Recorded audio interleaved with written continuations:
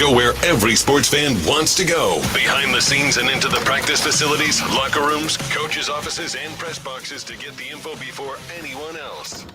This is the ESPN 1320 Insiders. Yeah, it is. Happy Tuesday, everyone. Happy Tuesday. James is there. I'm Kyle. We're hanging out with you till noon. Then we'll hand it off. D'Lo and KC will rock with you from noon to 4. The Elk Grove Kia talk line is 916-909-1320, 916-909-1320 if you'd like to join the program. Again, if you want to call the show, we would love to hear from you. Keep in mind it might ring for a while because we don't have a call screener. So we're going to do our best to get to the calls when we can. So just be patient with us. We would love to hear you call in, though. Again, on the Elk Grove Kia talk line at 916-909-1320. Salute to everybody listening on the radio on ESPN 1320 AM. We appreciate you, everybody in the chatty house. That's youtube.com/ESPN 1320 and twitch.tv/ESPN 1320. We appreciate y'all watching there, and anybody listening on the free Odyssey app, or maybe you're a podcast listener. Maybe you're on the James Ham and Kyle Madsen show. There it is. You can't listen live and you're listening back. Salute to you and thank you as well. We appreciate you so very much for subscribing. And if you don't subscribe, you can do so. The James Ham and Kyle Madsen show, wherever you get your podcasts. Okay. Kings 110, Nets 96. I have some whining to do about the game, and I can do that later, because it feels like everything with the Kings right now, there's a specter of the trade market. The trade deadline just hangs over the team. I would agree 100%. Because they need, like, everybody knows they need to make a move. If they want to get, like, they can go to the playoffs with the team they have, and maybe they get a first round with the team they have. But, like, if they want to start pushing this window wider and raising their ceiling, they have to make some changes. And I think everybody's on that page. And I think the first thing, that there are so many angles on the trade market to dig into, just based around last night's game. And we can start with, I guess, two things. One, Kevin Huerter did not play. No, he didn't play. And if I'm not mistaken, that's his first DNP-CD, did not play, coach's decision, since he joined the Kings 2.5 years ago. So I went back and looked. Mm-hmm. Basketball Reference has you either as inactive, did not dress, or did not play. Yes. There was a stretch where he had a did not play, but it was in the middle of a bunch of inactives. So I think that's probably just a data entry error. Yep. The last time I could tell that he was, like, as far as I know, healthy, like played a bunch of games before and then played the games after, was the last game of the 2020-2021 season when he was at the Hawks. Yeah. May 16th, 2021 was the last time I can tell that Kevin Huerter had a did not play coach's decision. And even then, it was like last game of the year. They were getting ready for the playoffs. Yeah, I think it's really interesting because you're going into a game against a team that you have had trade negotiations with. Mm-hmm. And I don't care what semantics anybody wants to say. The Sacramento Kings and Brooklyn Nets have had trade conversations regarding Cam Johnson. End of story. Mm-hmm. They have. And the player that would go to the Nets is Kevin Huerter, because it's the one piece that matches salary. And you're going to need Kevin Huerter's salary to make that trade. Mm-hmm. So that the fact that the Kings went into Brooklyn and had an opportunity to show the Brooklyn Nets what Kevin Huerter looks like as a player and chose not to, I think is a very interesting twist and turn. Cam Johnson is sitting out as well. Right. So the two guys that are the trade principals are sitting there watching each other from the opposing bench. I half expected like halftime for a trade to come down. And it didn't. And there's a chance that this was a decision by Doug Christie to say, hey, this player is struggling. Mm-hmm. He's just not going to play tonight. We can beat the Nets with Keon Ellis and Trey Lyles and Devin Carter and Doug McDermott getting some burn and Alex Len getting some burn, although Alex Len ran a -14 in 4.5 minutes. So not too much burn.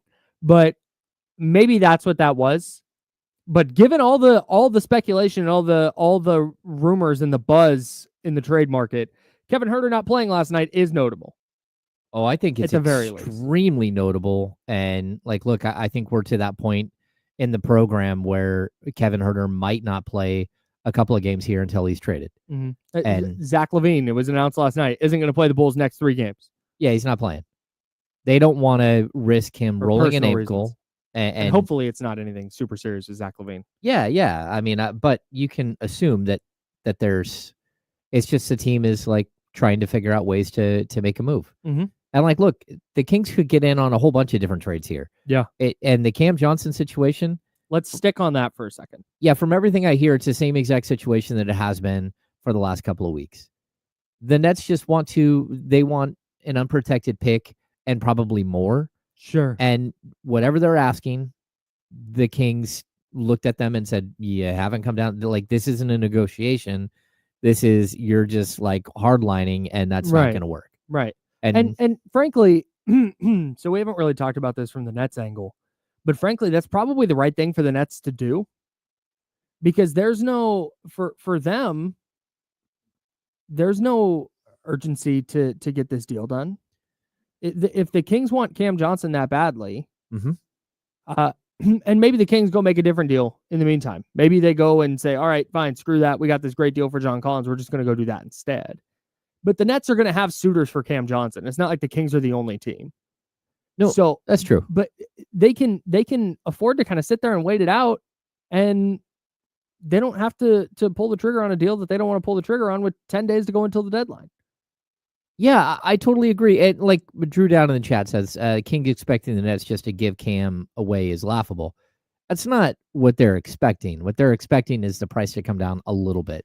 Yeah, because life is a negotiation, right? Sure. The great David Stern. Life is a negotiation. Sure. Right. And you're hoping that, when you sit across from each other, like, can we just get this deal done? Mm-hmm. And the answer is they couldn't.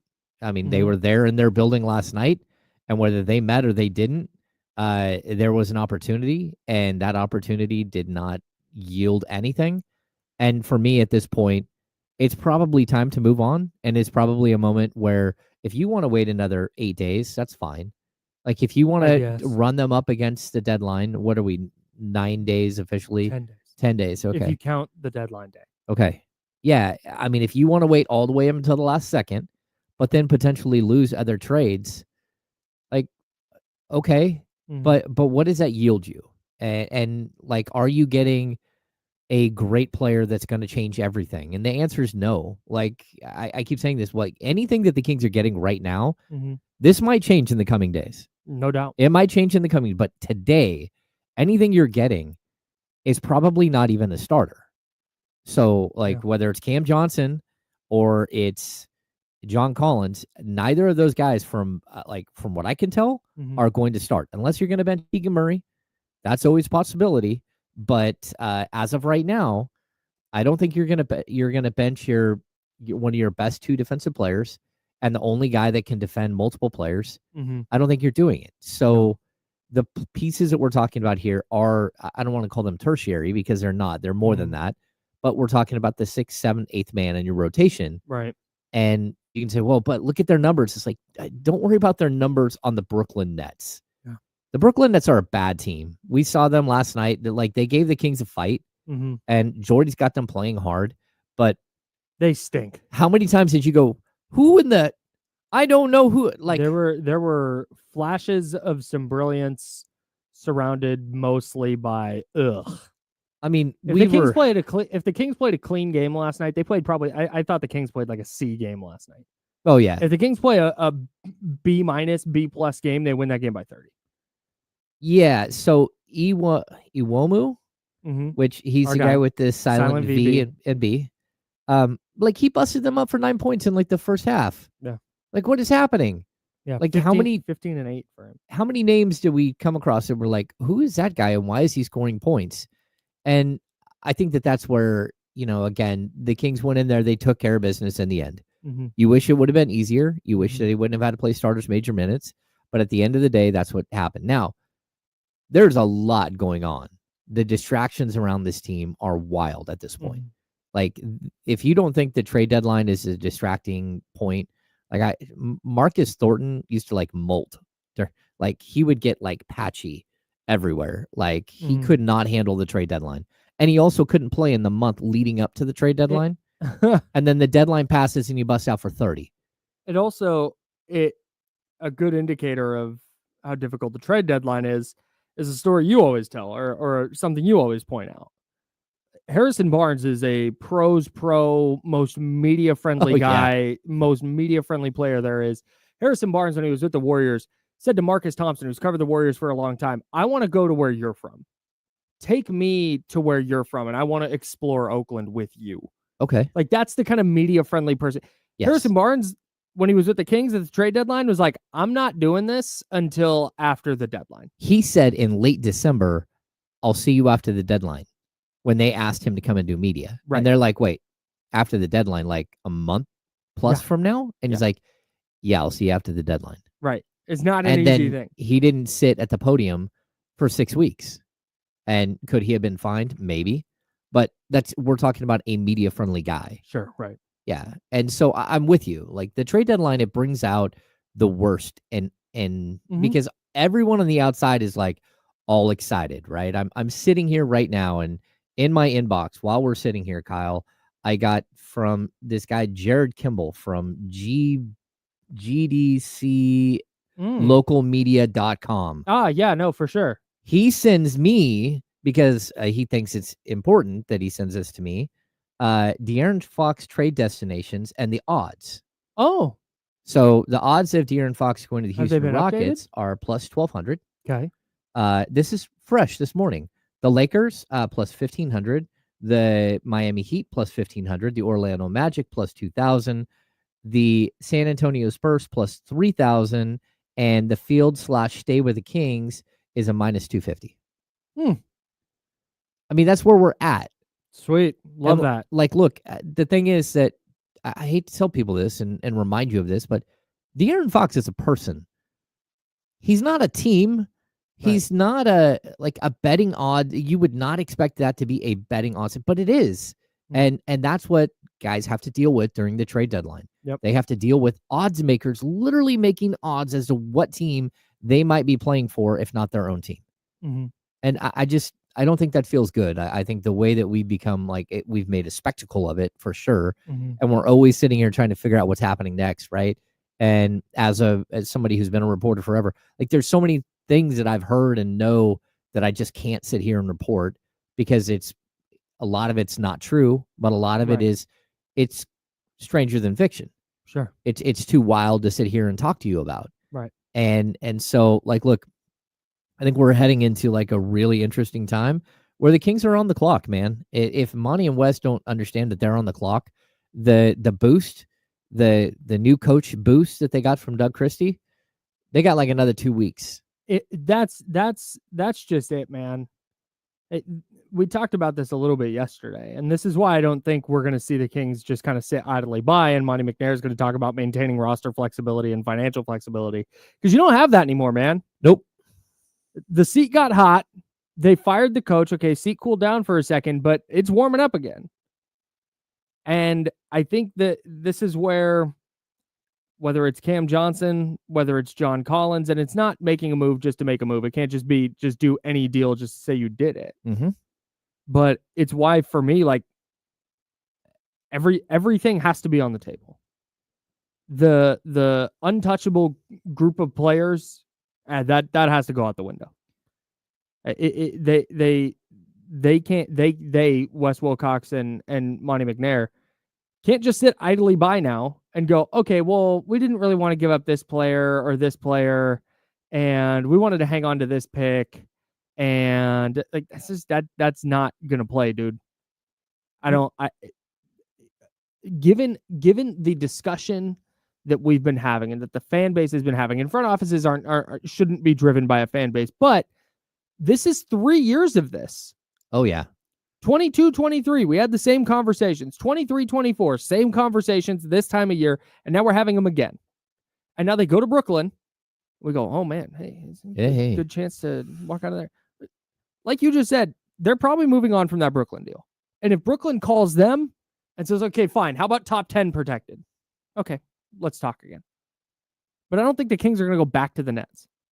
I would hope they wouldn't go back to the Nets. I would hope that they would move forward because at this point, that's where you're at. Mm-hmm. Like if you couldn't get a deal done, go ahead and move forward. And Mm-hmm. the problem that I have is that just what you said, like 2 years ago, we get to the trade deadline and they traded for Kessler Edwards and they got a second round pick to take Kessler Edwards. Mm-hmm. So the Brooklyn Nets could drop lower on the salary Mhm. to, and save some luxury tax money. The next year, all this buildup, all this talk. And the problem is, Kyle, that the talk that we hear, it's not just talk that they have that we hear out in the media. It's talk that they have with their players. It's Domantas Sabonis walking into his basketball camp this summer, and we ask him about the DeMar DeRozan acquisition, and he goes, "Man, I'm glad we got that one done. There were 2 other ones that we were supposed to get done, and then didn't happen again. Like That was wild. just didn't happen. That was Like kinda wild. like at least we got this one done. Yeah. Thanks." And it was like, oh my gosh, wait, what? Like how many times we've heard in the media that, hey, players know something's happening, and then nothing happens. That's because they're trying to inform their players that something's about to happen, Mm-hmm. and then they don't get the job done at the end of the day. And I know there are all kinds of reasons why that doesn't happen. But like, look, there are so many mixed messages with the entire run of this team. So many of this front office group. So many mixed messages. We're going to be aggressive. And then nothing. Mm-hmm. And then, there's no way we're keeping the pick. Like Mhm. how many times that there is, I believe like deep down in my soul that they're not going to draft their pick, Mm-hmm. the number 9 pick when they took Davion. That pick was on the table the entire time. Hey, just so people know, they didn't even ever talk to Davion Mitchell before they drafted him. Never spoke to him once. Didn't talk to him at the combine. Didn't invite him to Sacramento. Never spoke to him one time. Drafted him sight unseen. Of course, they saw him play at Baylor. Sure. This last year, Devin Carter, they were trading that pick. Mm-hmm. I know now they had deals worked out and they fell through again. Didn't trade the pick. Do you think they're falling through because the Kings are getting cold feet? I don't know, for Or if whatever there's a reason, mix- like look at when you mix get of to a reasons. certain point, you have to be able to close a deal. I mean, Totally. this I is totally sales, agree. right? It's just Mhm. straight up sales. Mhm. Like you gotta, it's your job as a salesperson to convince someone to say yes when they want to say no, Sure. and that's it. Sure. And they haven't been able to do that. They haven't been able to close a deal. So, like for whatever reason, and that I've always said it: don't make a deal because you have to make a deal to Mhm. appease someone like myself, or appease someone like Kyle, or appease all of the people that listen to our show. Mhm. You're not making that deal because of us. Mhm. You're making that deal because your team isn't good enough. Yeah. It's not good enough to compete for a championship. And if Mhm. you're not trying to compete for a championship when you went out and signed a 35-year-old 6-time All-Star, if you're not willing to go press the button to go get that extra piece, Mhm. then what are you doing? Yeah. I mean, that's it, Kyle. Like, you're the one who they put themselves on this path. No one else did. Right. When they decided to go out there and open a window, open a whatever Mhm. window it is, Mhm. Western Conference Finals or second round playoff window, Mhm. or potentially a something bigger. They opened the window when they went out and signed a 35-year-old player to a 2-year deal with a 3rd-year option. So now, if you're living in that window and you can see that your team still isn't good enough, you have to go out and do whatever you have to do to make it That's it. work. And it's tough. And then you get there's the other angle on this. You watched De'Aaron Fox last night with a bad glute and Everything. a bad back and half a hand. Dude's duct taped He together is at this just point. you watch him drop 30 on 11 of 19. He goes 4 for 7 from 3. He was outstanding, dished out 7 assists. Got to the free throw line for the first time since January 22nd. Scored 20 or more for the first time since January 14th and hit the 30-point mark for the first time since Jan 1. You watch him do all that, and it's a really stark reminder of, oh, wait, that's looming over all this too. Oh, yeah. Because don't forget, there's meetings with the front office. His agent came out and hung out and laid down the law. That's out there. It's out Like there. That's the clutch way. Like if you're winning and you're giving De'Aaron Fox an opportunity to play in the playoffs and play deep into the playoffs every year, fine. And he'll hang out in Sacramento. He'll get his all NBAs. He'll get his Supermax, and that's it. But I think last night was just, so much of the conversation around De'Aaron Fox has been like, what's wrong with him? Man, he's super banged up, and he's not scoring. And like, hey, this is January swoon. And now he goes off again last night. And it just really highlights, oh, yeah, on top of all this, on top of just trying to compete this year and maybe next year, you have your franchise player. Your franchise player told the franchise a month and a half ago that they had to go out and get better players right now. Right. His agent told them, if you want him to stay, you have to go out and get better players now, not 3 months from now, not next summer, not we almost had a deal and it fell through. All of that BS is over.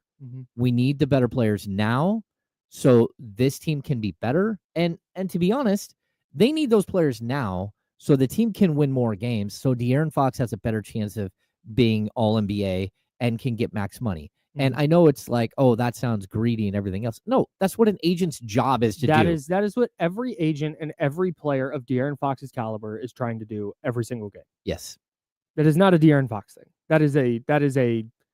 This is a person trying to make the most money at their job thing. Yep. Well, now, Kyle, we get to this moment, and this is like a major pivotal moment in the history of the Sacramento Kings. That's, I think, why we're talking about it every day. Yes. Because if this trade deadline goes by with no action, you are going down a very, very different path for the organization. Yes. Which is why the urgency here is so high. So for every action, there's a reaction? Yeah, like equal or opposite reaction. Yes, yeah. Inactivity is still an action, right? It's inactivity is still an action. Right. There will be hell to pay if there's inactivity. And then you get to this point like, hey, what do I do? Like if I can't pull off XYZ, but then I got some team calling and saying, hey, we heard Rich Paul talking last month. Like, is Fox available? And you're like, well, no, Fox isn't available. We're trying to build this thing. Like, okay, but you keep missing out on everything. Are you sure he's not available? Because he's probably got more value today than he does this summer. You know, like, what is it you want for him now? And so now you start dragging that mess in, and how are you going to deal with that question? Basically, the situation you're laying out, and correct me if I'm wrong, please. The Kings get to Feb 5. Now, let's say February 6th. It's deadline day. It's 8 a.m. Pacific time. They're 4 hours from the deadline. Cam Johnson deal is dead. John Collins got dealt in the weird Jimmy Butler trade that happened. And the Kings are sitting there. There's no substantial move they're going to make. And they know, hey, if we don't do this, Fox wants out of here. What do you do at that point? Because to me, there's a very logical thing to do now. Yeah. And so underscoring that is why there's so much urgency here, because that is not a path you want to go down. No, I mean, it's a path that's like staring at you in the face right now. Like, we have two paths. One of them then includes De'Aaron Fox, and maybe we got to pay the luxury tax. Maybe we have to give up draft picks. Maybe we have to do this and this. Or there's another path where you go, okay, what does life without De'Aaron Fox look like? And what do we get back in that deal? And how do we move down this path without him? And can we make other players happy, even though we just trade away the franchise player? And so you're going to be in some really, really dark waters here, man. Like, I am not somebody who would like to be in the shoes of these guys now, but self-created. Like, no doubt. Straight up. No doubt. Like we talk about this. Sympathy for the Kings front office here. No, we've been talking, hey, you're sitting there whistling, walking down train tracks, and you can feel the rumble on the ground. You can hear the whistle blowing, and that's been coming at you for like 2 years, and you haven't got off the tracks. You haven't got out of the way of the train. It's coming. So, like, whether you figure it out now or you got to figure it out this summer, like, there's some potential dark times if you don't do your job, right? Which is improve the roster. Like, I always go back to the Jerry Reynolds-ism. If you've got a 5-year plan in the NBA, you have no plan at all. Right. No plan. Right. You have to live in the moment in the NBA, and you have to make decisions Yep. that are very difficult decisions that have long-term ramifications, but you have to do it on the fly, and you have to do it under pressure. And the key thing there is you have to do it. Whatever it is. You can't just sit there idly and go, okay, everything fell through again. You may have to call the Nets and go, fine, here's an unprotected first. If that's the right, if you think it's the right move. Because I'd rather do that. I'd way rather do that than go, okay, well, we won't do an unprotected pick to the Nets. So I guess we have to move De'Aaron now because we didn't make any trades. That's crazy. That's actually crazy. That's crazy. Don't do that. That's insane. That's why I understand there's a limit on the F them picks thing. Like I fully get that. And I fully understand why it's difficult for a front office that is living in the now, but also, you know what, trying to get to 2029. And you know what, there's a situation, all options are always on the table. There's a situation where in 2029, the Kings have the number 3 overall pick. I don't think it's going to happen. I wouldn't bet on that happening, but a GM and a front office has to operate as though that's a possibility. So I get why they wouldn't want to be like, yeah, hey, here's a 2029 unprotected first, just take it. But if it means going down, if that's the path to get Cam Johnson, because the John Collins thing just isn't going to happen, if that's the path, I would way rather take that and risk that I'm still going to be pretty good in 2029 instead of the alternative, which is we go down this other path and it's the cliff that doesn't have a De'Aaron Fox bridge across it. Well, that and you're not surviving that. No chance. You're not surviving that. So at what point? I shouldn't say no chance. Well, it's a slim chance. Yeah. You don't just, well, I mean, I don't think you survive a complete meltdown where the franchise has to do all of this stuff. But hey, look, I agree. Because I also don't think we have to. We'll keep talking about this. I want to go to this hypothetical world for a moment before we jump back into reality. Kings 110, Nets 96. Ton of fallout from that game with trades that didn't happen. Players who didn't play. De'Aaron Fox had a great game. Domantas Sabonis freaking outstanding last night. We'll dive into all of that coming up here on the Insiders. We're sponsored by Jiffy Lube. This is ESPN 1320, and it is Sacramento sports leader.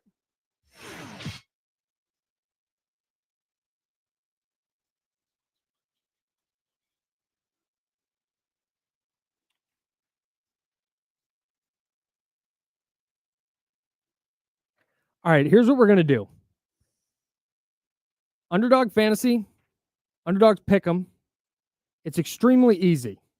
You pick 2 or more players, you pick higher or lower on their stats, and then you can win up to 1,000 times your entry. It's really that easy. Like if you think Travis Kelce's going to be awesome in the big game, you want to go like higher on his catches or his receiving yards, or maybe higher on his touchdowns. You think Saquon Barkley's going to keep having a great game. Maybe you go rushing yards or first quarter rushing yards, or maybe just score a touchdown or 2 touchdowns. You can do all of that on Underdog. But here's the problem. I'm losing a lot of lineups on Underdog right now. So here's what I want everybody to do. I want you to download the Underdog app. It's the best place to play Pick'em. Download the Underdog app. Sign up with promo code KyleM. You can deposit now to get up to $1,000 in bonus cash instantly. That's promo code KyleM. However, I also want you to download the Underdog app and just sift through the players that are playing tonight on January 28th. I need you to sift through all those players, and you can send me in the chatty house your best lineups for tonight, because I need help. So if everybody could do that, take a look at the Underdog app, who you think is going to go higher, who you think is going to go lower. Send me those stat projections, and I'm going to create a lineup off your suggestions, because it's got to work better than whatever the heck I've been doing. So again, download the Underdog app, sign up with promo code KyleM, and deposit now to get up to $1,000 in bonus cash instantly. That's promo code KyleM. Must be 18 plus and present in a state where Underdog Fantasy operates. Terms apply. Consider their play. Call 1-800-GAMBLER or visit www.ncbgambling.org. And we're clear. Clear.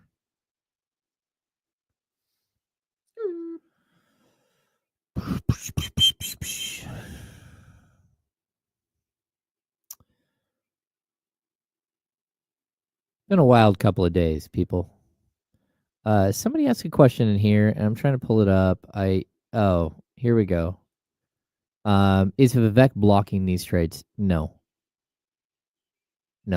I mean, Vivek is going to have ultimate say and have to give a thumbs up, but Vivek is somebody who has been when it comes to this side of things, been pretty reasonable, and usually sides with the basketball people and improving the roster. Whether he's willing to go into the luxury tax or not is something that they're going to have to discuss. That's fine. We're good. Trying to think.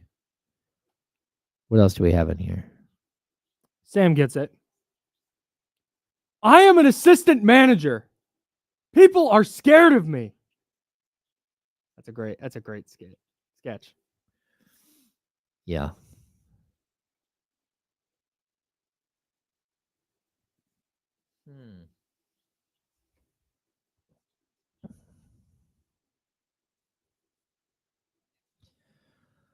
I would not be like completely shocked if there was a trade today.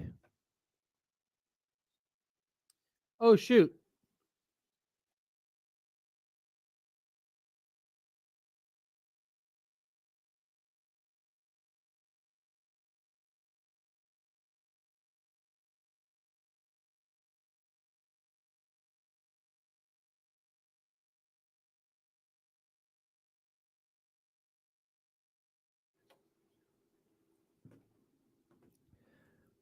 Oh, God, my legs.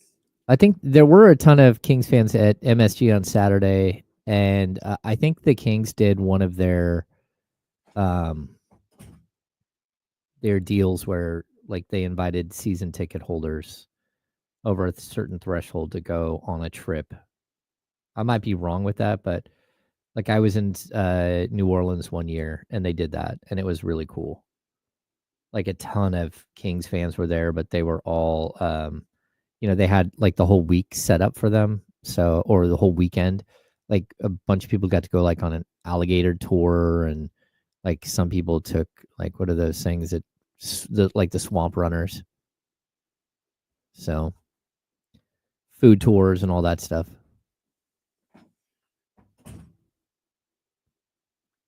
I mean this with no disrespect to you. You mean me personally? You, James Ham. Yep. The next person that calls me James is getting an elbow in the throat. You know what I love? When that happens to Sam Amick. Oh, I bet it happens way more with him. he gets so pissed. The thing that bugs me here is like, yo, you and I, like, just in case just now. Like mine, he goes, James. Justin, we talk every morning. You know who I am. He says hello to me every single day. James and I don't look alike. We don't look not, alike. We're very different looking people. That's funny. If that's my real name, it's my real name. Do you think I would choose Ham? Freaking Justine at our Christmas party. All right, here we go.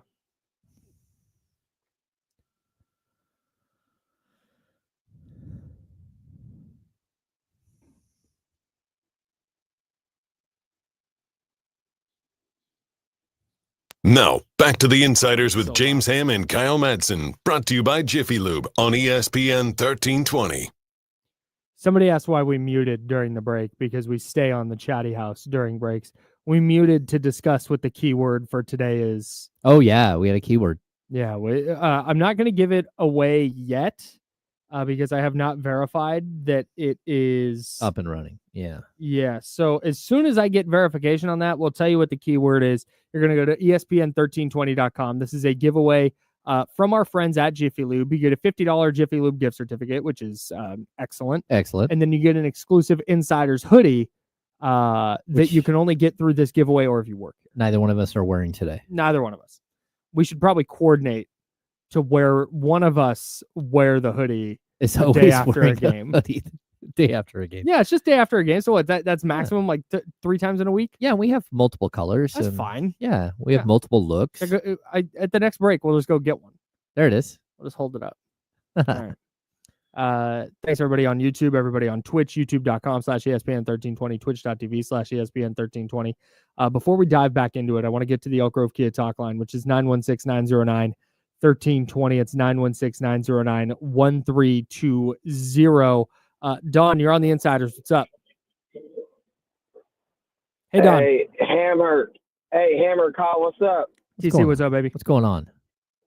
Hey, man, just, look, vibing. Hey, Ham, I'm with you, Ham. Kyle, it has to be done. Monty doesn't have any more favors or passes. Like, bro, you got to get it done, right? You got rid of Mike.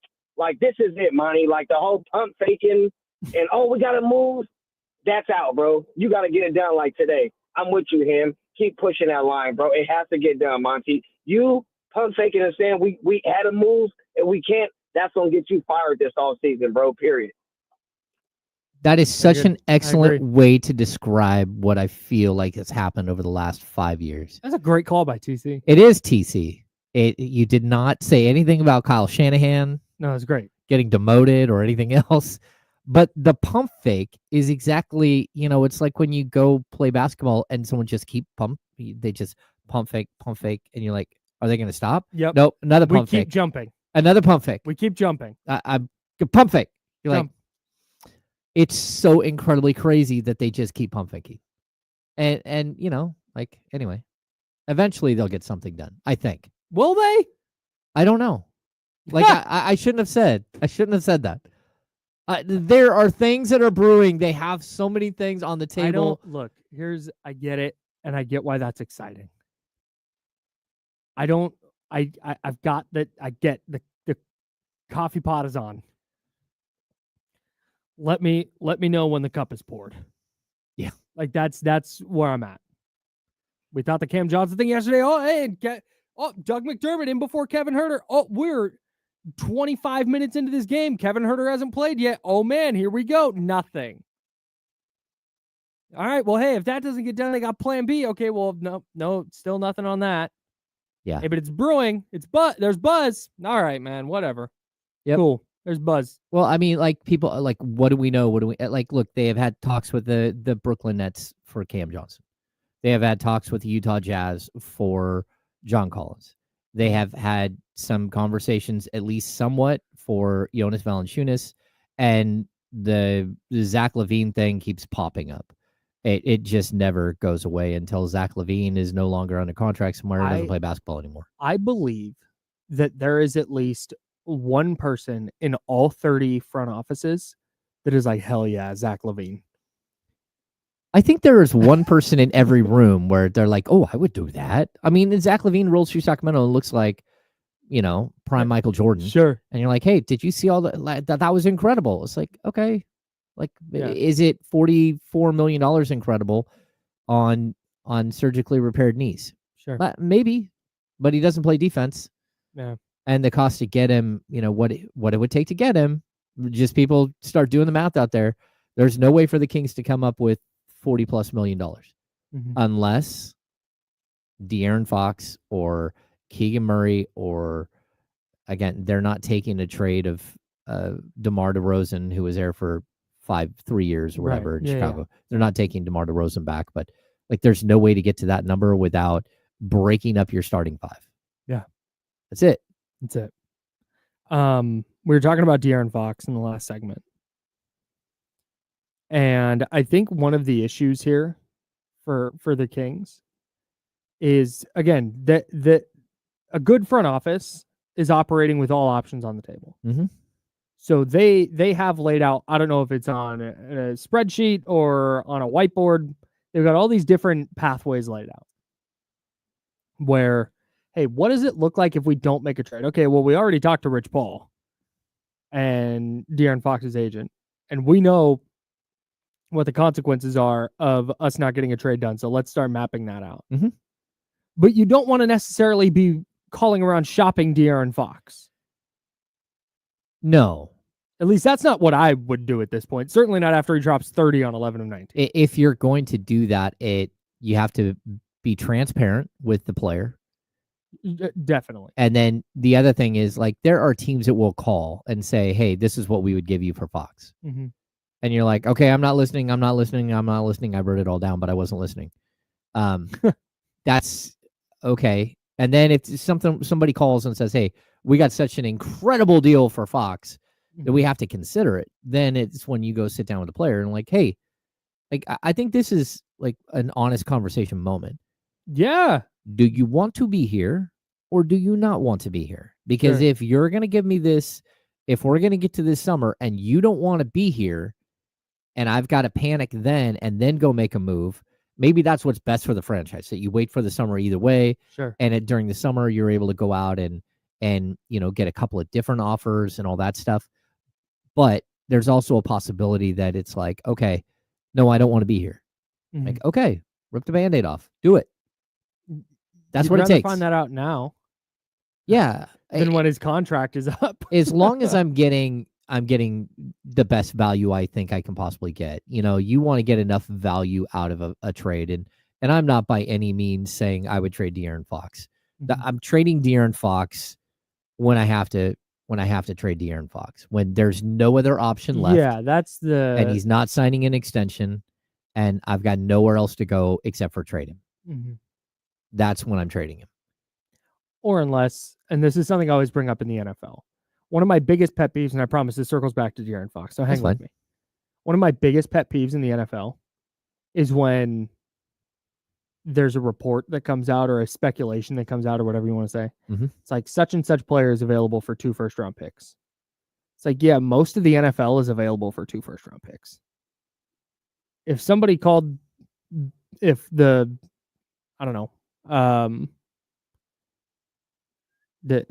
Titans called the 49ers and said, hey, Christian McCaffrey, 2 first-round picks. Yep, we'll take those. Yep. Thanks. See ya.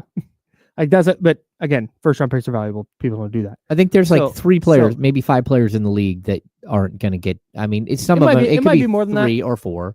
It might be more than that just with the value of quarterbacks, but still, it's not. Yeah. That my point is, getting this back to De'Aaron Fox, is there's a price for almost everyone.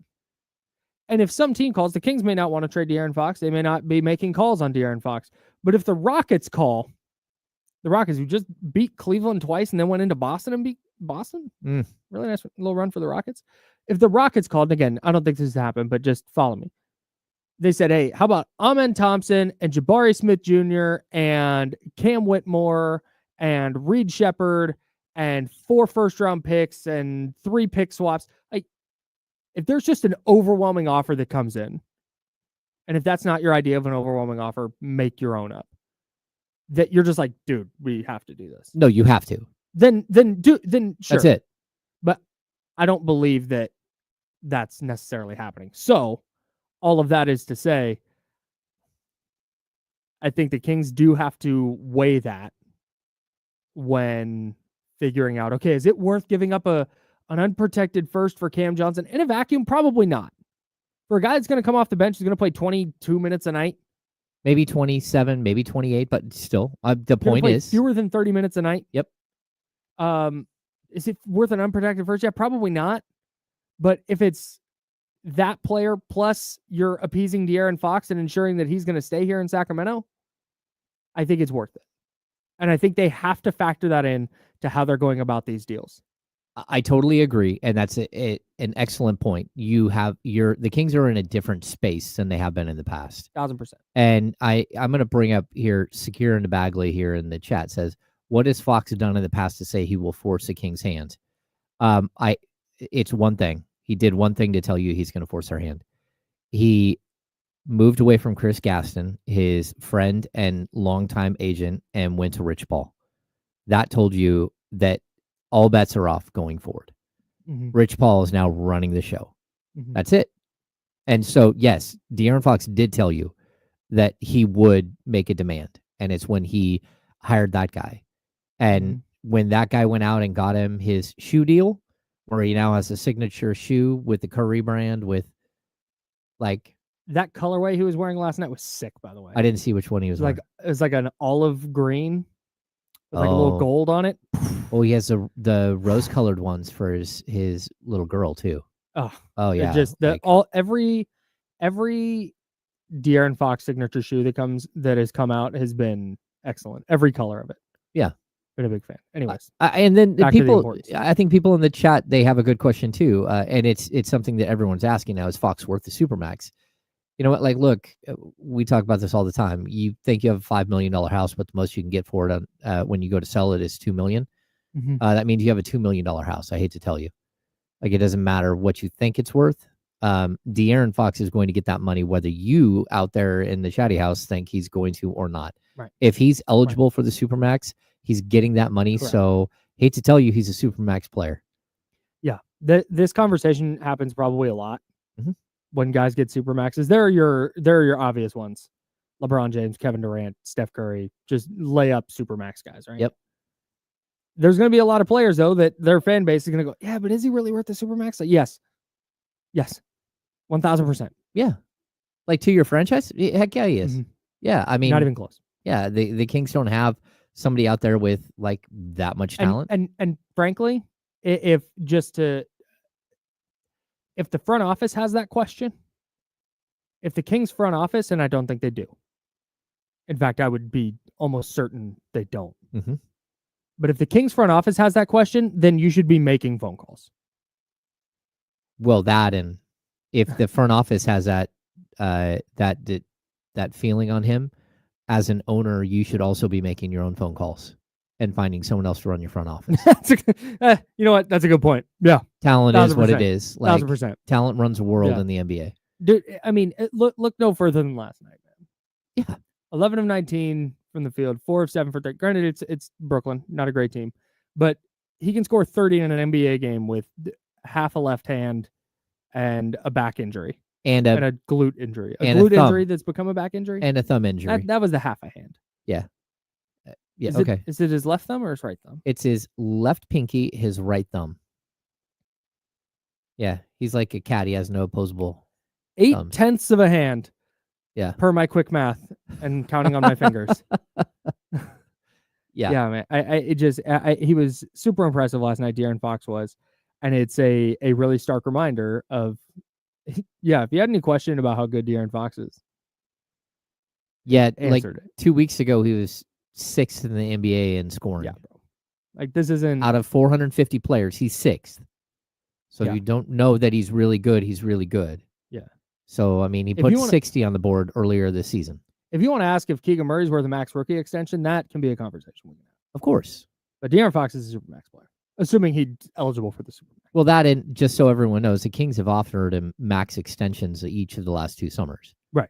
He just won't sign them because if you're all NBA 2 years in a row, I mean, if you're all NBA in the year before, you get into you're eligible for an extension. Yeah. Then you can get a Supermax, which is just different. It's 35% of the salary cap, not 25 or 30%. And then 8% raises on top of that. It's a lot of money. I get it. But at the same time, like, if you trade Fox and you don't get a star level player back or a player who has star potential, you're going to be chasing that for years. Like, again, because you're going to be just good enough to not be bad and not to get into the top end of the draft.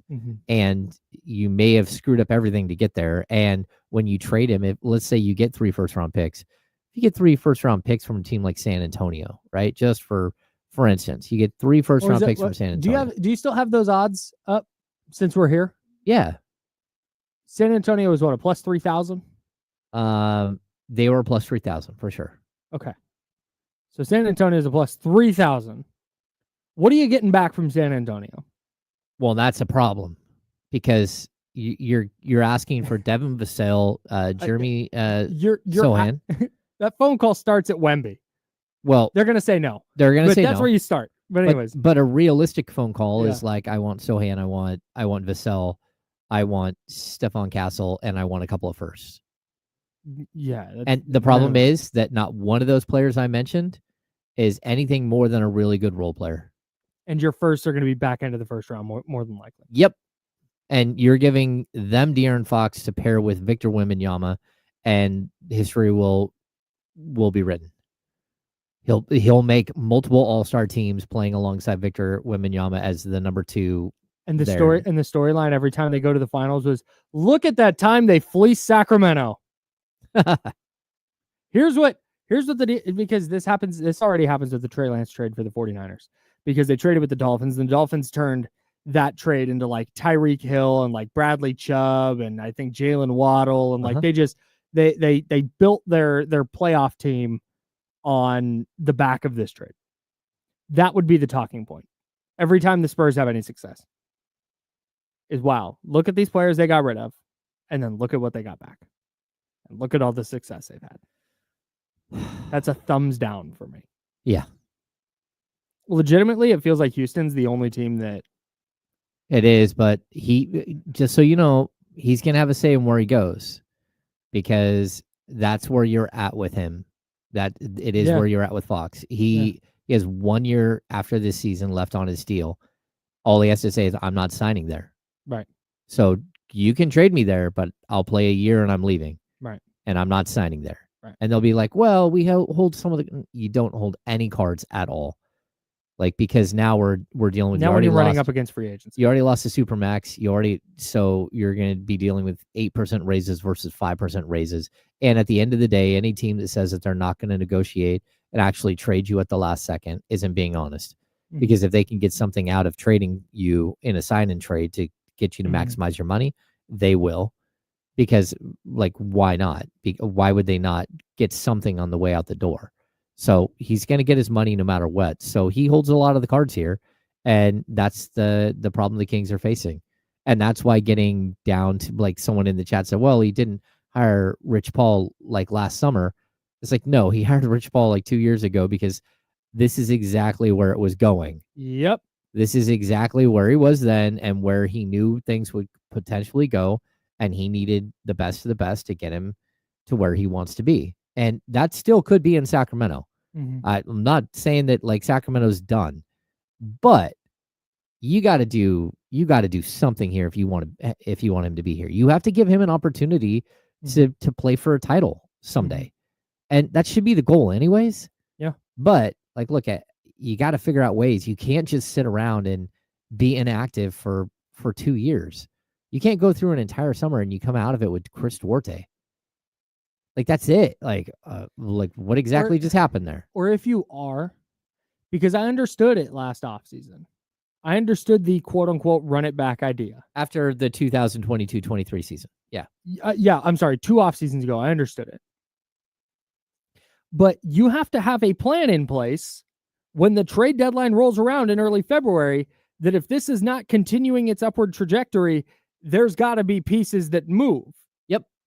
And then they didn't do anything. We were on the air talking about the same exact thing. Like, your team isn't good enough. It's not good enough. We've had the same conversation for, how long have we been doing this show? Yeah. Year and a half. Year and a half. The first year, it was like, okay, you got something. And you're right. It's okay to run. You still have to make some adjustments in that offseason. You still have to make some adjustments. But you get to that trade deadline, and you knew that team was not nearly the same team it was before. Yep. So, and then you add DeMar DeRozan. Okay, great. But you still have all the same problems that you had 2 off seasons ago, last trade deadline. That's you got to do something now, because if you don't, I mean, I know it sounds dramatic, and I know it sounds like we're being alarmist and all that, but I promise we're not.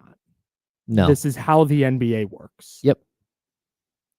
They had these same conversations in New Orleans when Anthony Davis is going to ask out. No, Anthony Davis would never do that. He's loyal to New Orleans. Da, da, da.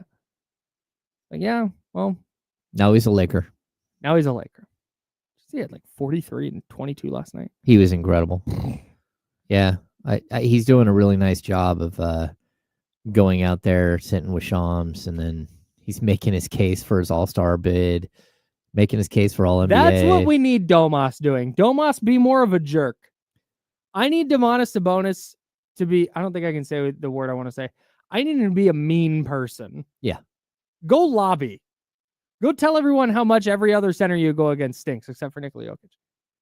Let everybody know. Mm-hmm. Go talk to Shams. Go talk to Sam Amick.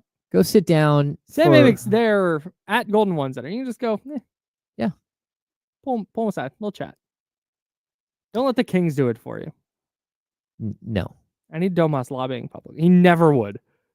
No. Well, I mean, he did do a Netflix show. And then he went out and he's put the biggest numbers of his career. So he's been tremendous.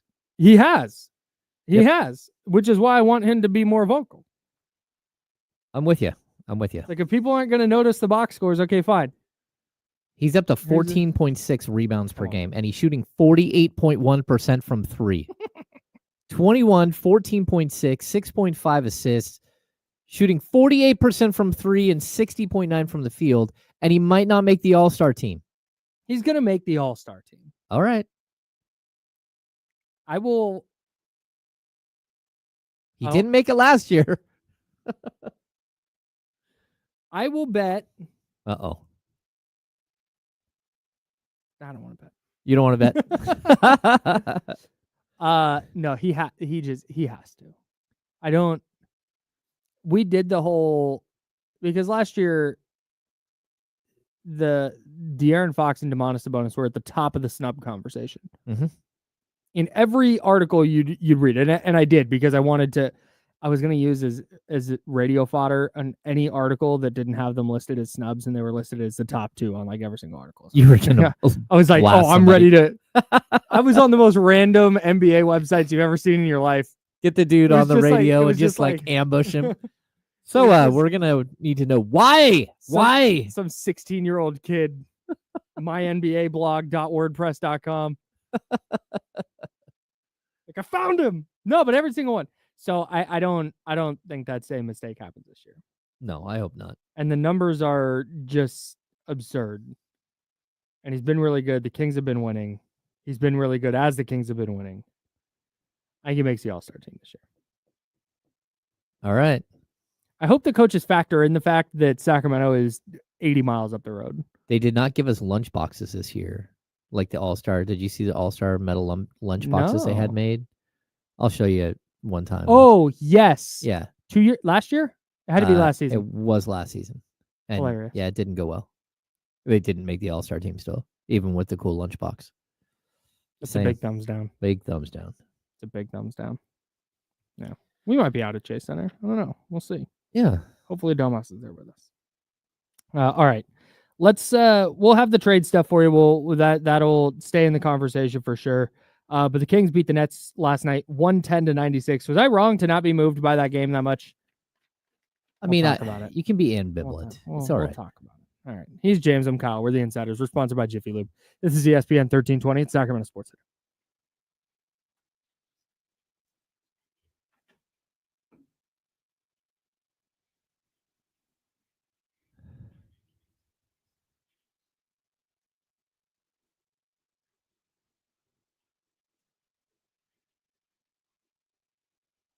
Talking about buying out Lonzo Ball? I don't understand that. Funny. What's happening, everybody?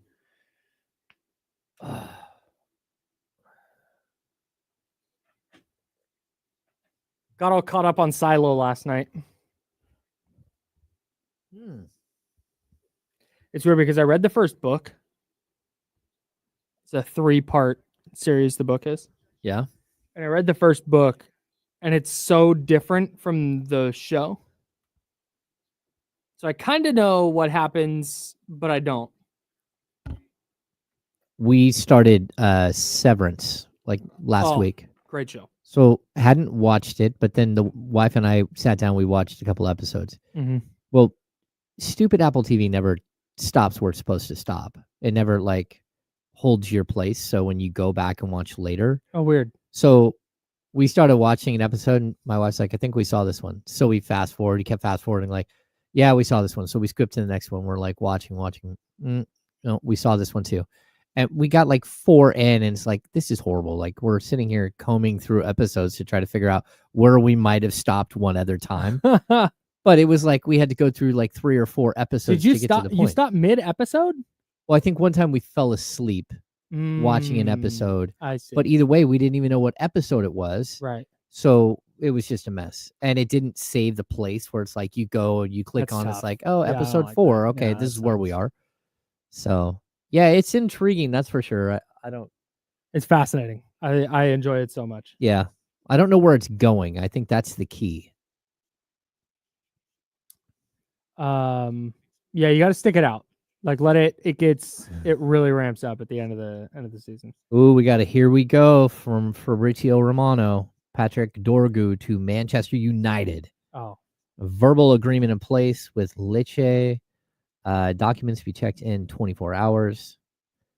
30 million plus a 5 million, 30 million euro plus a 5 million euro in add-ons not guaranteed. Nice. Got ourselves a left back. I had the same reaction as you, Scooter. Oh. Oh. Hey, Same. The January transfer window is open. You, James Ham, are not allowed to go. Oh, here we go. Right now, specifically for the next 10 days. Man, unless it's Kings related. Do you see the Cowboys? Hired again, all due respect, I don't give a fuck about Manchester United. Yeah, I know. No, what were you saying? Eberflus is a new defensive DC for the Cowboys? DC for the Cowboys. Good for him.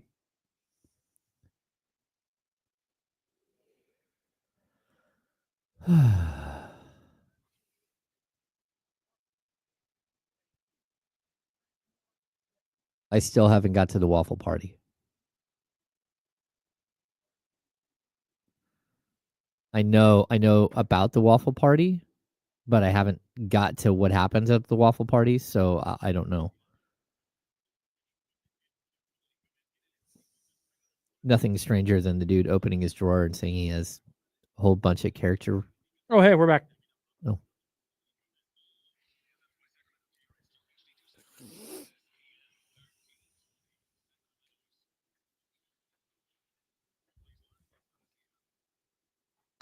Welcome back to hour number 2 of the ESPN 1320 Insiders.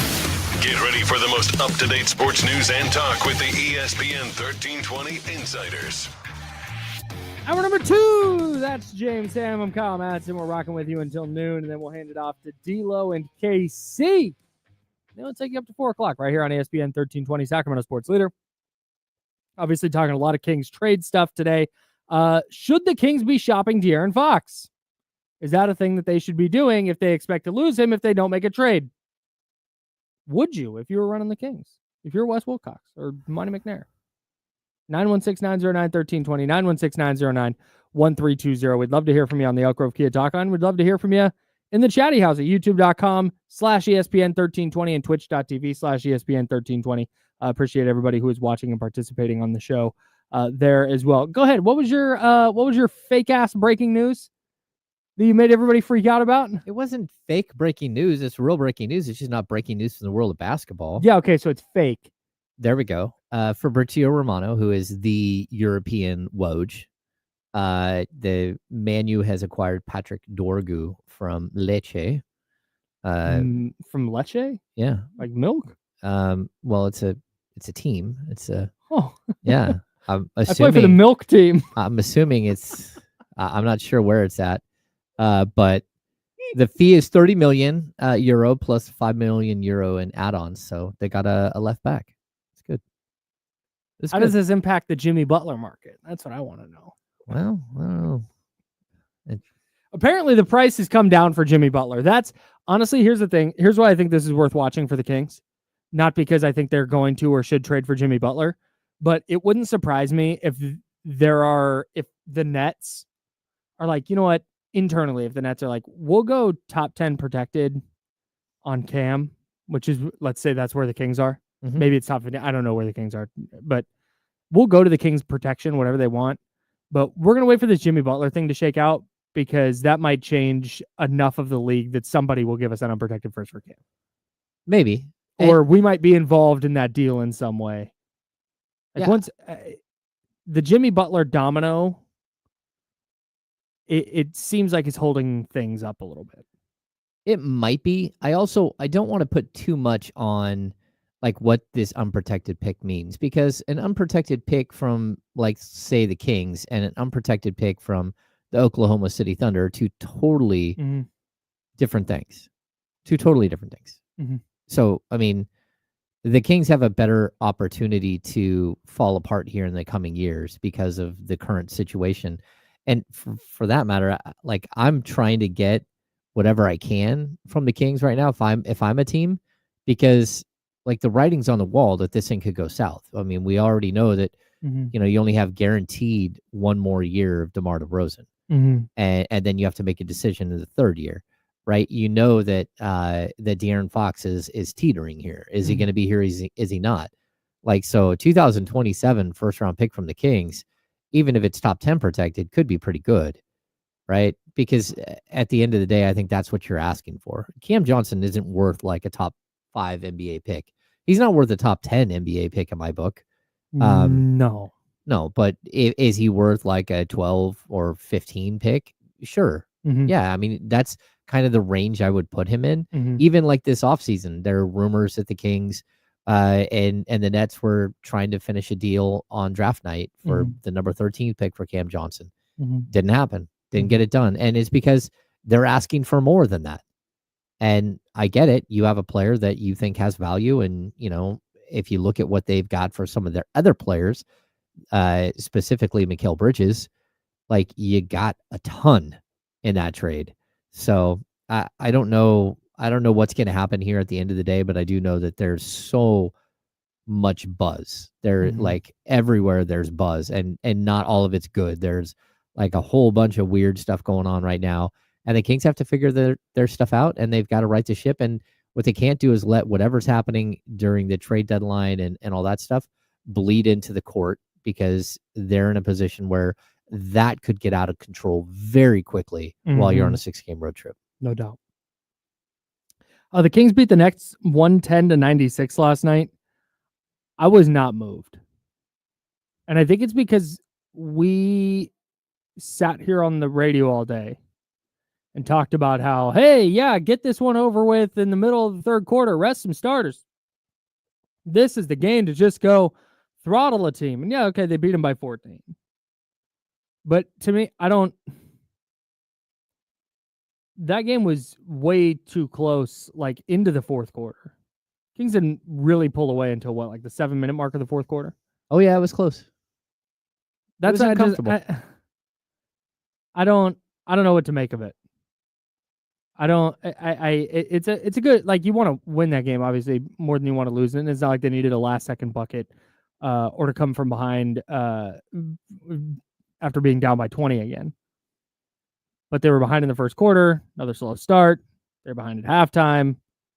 It was a battle into the fourth quarter. Like, I was expecting, maybe my expectations are too high. Maybe I went cart before horse again.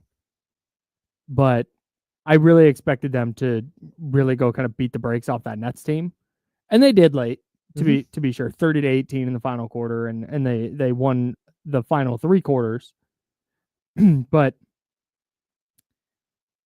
yeah, I wasn't moved. I wasn't super impressed by that. You weren't blown away. Yeah. Like, Domas was awesome. De'Aaron was awesome. But just as a team, it was like sloppy. The Nets had a lot of easy buckets. I thought Malik Monk really, really struggled in the first half. He picked up a bunch of fouls. He turned the ball over 4 times. Just loose overall. Yeah. And, just kind of, even when he got called for the technical, I don't even know what he was doing right there, because it was like one of the most obvious fouls I've ever seen. Clearly fouled.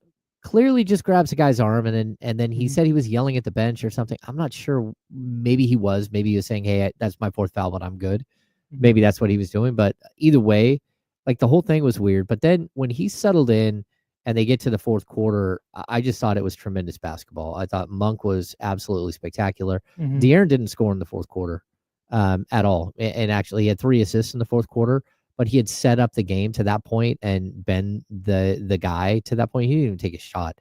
But you see Keegan was huge in the fourth. Yeah. And then off the bench, Keegan had a really nice fourth quarter. He did. And him and Keon Ellis were a problem. Like, they just kept taking the ball. Like, in the fourth quarter. Which is a little bit what I was expecting the entire game. Oh, no, totally. Yeah, because, I mean, that's a team that is going to turn it over. In the fourth quarter, Keon Ellis, 8 points. He had 3 steals and a block, an assist, and a rebound. He was a plus 12. Really aggressive putting the ball on the deck, too. Yeah, I just thought, like, oh, look at that. You're like, again, you need him to be that player. This team cannot go with their 6th best player just kind of Mhm. taking a loose night off. Mhm. And then we were talking about it too. Like Kevin Herter doesn't play, and I think that was one of those like flags that popped up. Like, oh, Mhm. Kevin Herter's not playing, and I think he's having his jersey retired in at his high school tonight in New York. So like Kevin is from upstate New York. I assume he had a whole bunch of family in the audience. The fact that he didn't play is like there's like a couple of meanings there to me. Mm. And so that to me was very, very like a big red flag. But then on top of that, Trey Lyles did play. And so I was like, okay, if you're going out here and you're shopping guys, but you're not going to play a guy because he may or may not get traded, then why are you playing the other guy? Because he might get traded too. Mhm. And so I just kind of like weird messaging coming out of that game. But either way, I we'll see how it all plays out here in the next couple of days with trade stuff. On the plus side, the Nets shot 36.6% from the field. Oh, that's Yikes. good. Yeah. We'll revisit keys in a second, but I've been wanting to ask you this for the last couple of shows. And this may not be an option. Okay. But given how they've started some of these games, and given their defensive struggles, particularly in first quarters, do they need to make a change in their starting lineup? I mean, Is that a thing? Is that a thing that needs to happen? I think it's possible that you're right with that, but I just don't see a way in which they can. Like their starting lineup is like you're kind of locked in. Like someone brought it up earlier. Well, who goes to the bench if you get Collins or Cam Johnson? And the answer is nobody. Sure. Like they're replacing Kevin Herter and others on the bench. Mm-hmm. You know, maybe Trey Lyles if you have to give up Trey Lyles too. Mm-hmm. Like that's a problem. You're going to have to give up something to get something. But at the same time, I don't see that you're not going to bench De'Aaron Fox. I don't think you can go backwards with Malik Monk. Like that's the one. Why? Well, first because of you've all, given him a taste of the starter life, and now putting him back on the bench is a problem. Yeah, but I would even say, but like Malik has been really good. So as a starter, he's averaging 19.4 points and 6.8 assists. This is not an anti-Malik Monk take. No, I know. He's not a problem. It's hey, this group of players is having a really hard time stopping the Nets in the first quarter. No, I There's agree. a really easy way to sprinkle in a little defense. Mm-hmm. And I mentioned yesterday, you don't want your bench to get outscored. The bench got outscored by a bunch. Horrible. And again, it didn't. I mean, it ultimately doesn't matter because the Kings starters are so much better than whatever the Nets were rolling out. 17 points to I think 40. The Kings bench was outscored. Mm-hmm. Okay, he brings some scoring. Like the way this had all worked beforehand. I don't think the Kings are winning because Malik Monk's in the starting lineup. I think the Kings are having to come from behind in part because they don't have enough defense in that group. Yeah. And moving Keon Ellis into the starting lineup and moving Malik Monk back into the sixth-man role seems like a really easy thing. And I said this on the internet last night, and Matt George said, who's going to be the one to tell him? Like, I'll do it. Like, hey, you're about winning. You're really freaking good off the bench. This is what the team needs. Mm-hmm. And honestly, he may not love it, but I think Malik probably wants to win more than play 34 minutes. And if that's it, gives them a better chance to win games. I would just say this. I don't know. Okay, that's one pathway to get better, right? Sure. Yeah. Another pathway is to get off your hands and go trade for a Malik Monk type player that can come in and impact the floor. That's it. Like you made this decision, and I think you're doing a good job of using Keon. I mean, Keon played 30 minutes last night. Yeah, Keegan foul trouble helped. Yeah, I mean, but if you're looking at Keegan, Keon, De'Aaron, and Malik, okay, you got three guys. The problem is you don't really have a fourth guy. And we thought, okay, well, maybe when you get Devin Carter back, maybe he can be that guy. Right now, Devin Carter can't be that guy. Like, not this season. There's no way. He just doesn't have enough NBA experience. He doesn't even have his wind. Yeah. Like most games, you see him like hands on knees, like, what's going on here? So that's a problem that you can't rely on him for anything. But it's what we told you was going to happen, that there was a more high likelihood of him not being that player. Mm-hmm. But that doesn't mean you can't go get another player like that. Mm-hmm. And there are teams like, again, I bring it up, like Bones Highland. He can come in and score. Big and Bones Highland guy. just give you like a boost. I don't love him as a player, but like he comes in, like he knows what the assignment is, right? Mm-hmm. But you need to find one of those guys, that a lower level guy that can come in and give you some pop. And that, I mean, that's what I would do, as opposed to changing the starting lineup. I would go get the guy that helps complement the bench better. And I would do it for the backup point guard spot. Mm-hmm. I would do it for the backup 3-4 spot, and I would do it for the backup 5 spot. This team does not have the quality of depth behind their starters is not good. And that's why we have this big letdown. That's why someone brought it up earlier. Oh, what do you think about De'Aaron Fox having a 0 ± last night? Because De'Aaron Fox played with the bench. That's why. Look at what the bench did. Look what they did. Like they Trey went Lyles, like, just in case anybody's another box score in front of him. Trey Lyles, -18 in 15 minutes. You have Devin Carter. Nope. Doug McDermott, -10 in 6.5 minutes. Alex Len, -14 in 4.5 minutes. yeah. And then Devin Carter was a +8 in 9.5 minutes. Yeah, just like really, really tough, man. It's the second unit, when you start mixing it up, it gets out of control very quickly. And like, look, they do not run the starters out there for the entire first quarter. Like you got starters for 6 minutes, and then you change it up, and De'Aaron Fox and DeMar DeRozan go to the bench. You bring them back in later, and there's all kinds of things that they're doing when it comes to their starting lineups. But I don't believe that their starting unit is a problem. I'd have to look and see where they rank plus minus, and where they're at as far as like a group. But I don't think it's a bad group. And I think, to be honest with you, for a long time, it was one of the better groups in the NBA. Sure.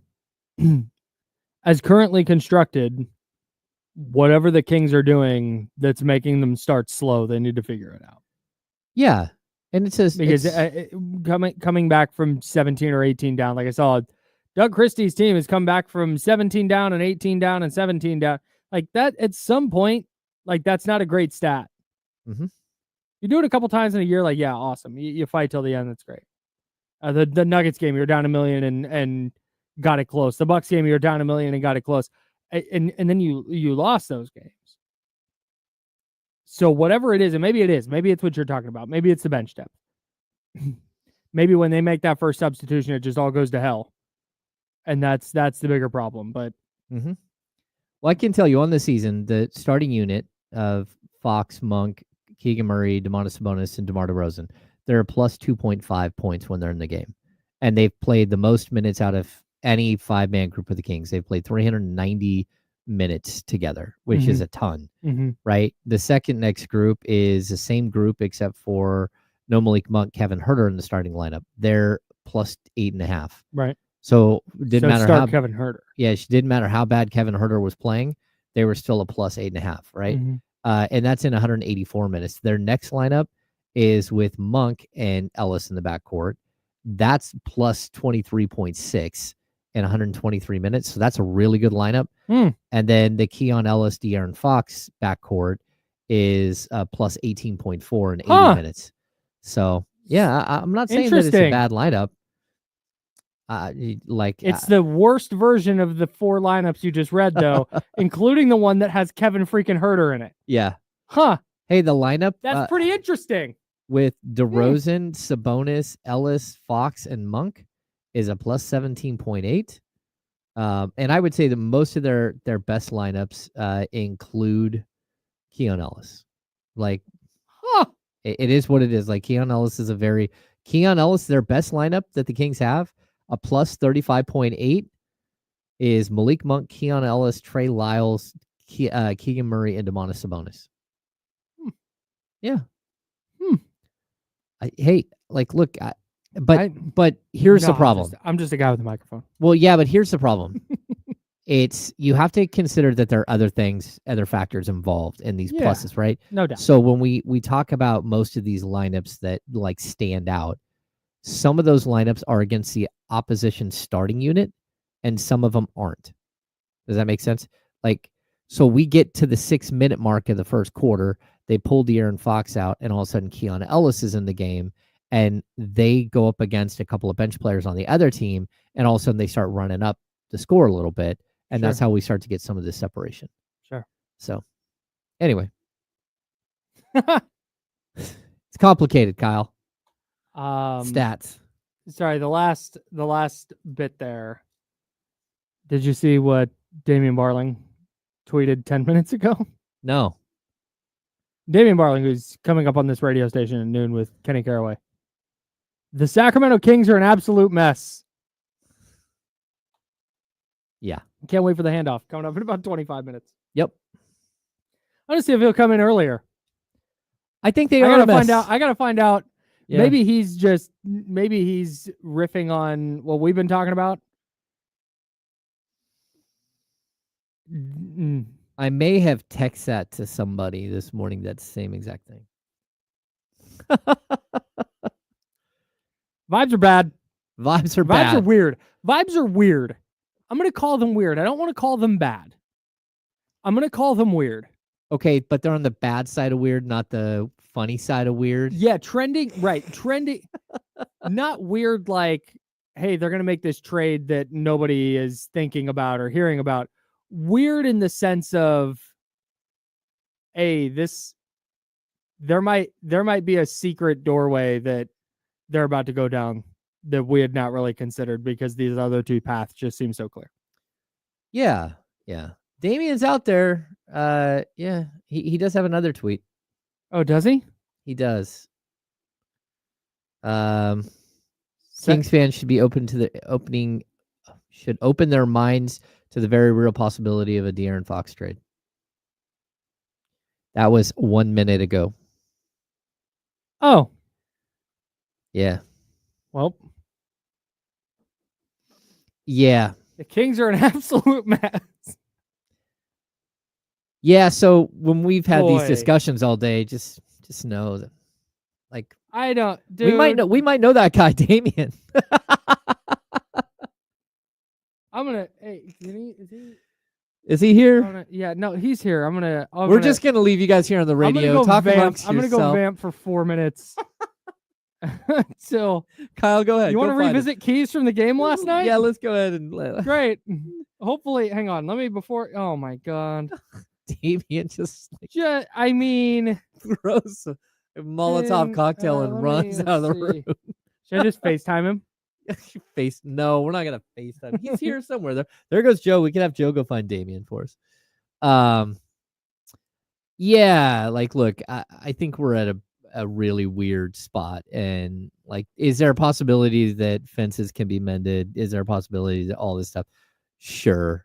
But the reason why we've had lots of discussions today about De'Aaron Fox and where he fits with this team long term is it because we don't know, and because things have gotten murky behind the scenes, and I'm sure Damian's gonna have a lot more to discuss about this. Good booking by me, Damian Barling, joining us in about 5 minutes. Yeah, I would tell everybody this: the last like 12 hours have been a little wild for me, for Damian, for other people that are around this team, and we're gonna have to see how it all plays out in the end.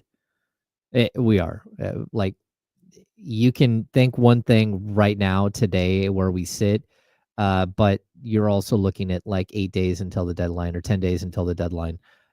People can have their minds changed. People can like, deals could come up that you just can't say no to. Mm-hmm. Deals can come up that you have to say no to automatically and just walk away from. But I'd also say that, like, almost everything is on the table at this point. And that's because it's where the Kings have put themselves, the situation they put themselves, with a star player who's got 1 more year after this year under contract. And I am so. I don't know, man. It is going to take. Let's say that happens again. If you're just tuning in, Damian Barling, D'Lo, and Casey is going to be joining us here in about 5 minutes. Tweeted Kings fans should open up their minds to the very real possibility of a De'Aaron Fox trade. Mm-hmm. The move that would have to be made for that to be something that is well received, I don't know that move is out there. Because look at all these freaking picks is not going to do it for a fan base that wants to contend for a title this year. No. For a fan base that has been looking and going, hey, can you get Cam Johnson? Hey, can you get John Collins? Can you get them both? Hey, what is that? Oh, can you go conference finals in the picture? Mm-hmm. Hey, if Oklahoma City, if Chet doesn't get right, can you? Memphis is super banged up. Houston's super young. Hey, can you make a little run? To go from that to, okay, hey, De'Aaron Fox is traded. Hey, but it didn't get a lot back player wise, but look at all these picks. That's not going to move the needle the way they want it. And it can't be for picks. And it's where, like, again, we want to talk about San Antonio. San Antonio right now, like, they can offer picks, right? And they might even have picks from other people. I don't know what their exact, like, register of first round picks look like. Mm-hmm. But the players that they have to offer are flat out role players. Like Jeremy Sohan might be a starter, Mm-hmm. right? And Devin Vassell might be a starter. Castle might be a starter. Not any of those guys are guaranteed to be in your starting 5 2 years from now. None of them. And would you put money on any of those guys ever being an all-star? No. And that's the problem. Like, they don't have all-star potential. And that's where Fox does have, even though he's only made one all-star team, he's still, like, again, 2 weeks ago, he's 6th in the league in scoring. Right now, he's 12th in the league in scoring. Like, there isn't a player there that has that type of potential that I've seen. Mm-hmm. Like, if I'm scouting them, looking at their players, I like Devin Vassell. I like Sohan. I think he'd be a great player for the Sacramento Kings, but not for De'Aaron Fox. Like, and that's where you're like, okay, well, what else? Go, and then I go look at the Donovan Mitchell trade, and it's like, okay, if San Antonio is offering that, all of that, okay, maybe, sure, but that it's got to be the right deal. And again, De'Aaron Fox holds a tremendous amount of power in this situation.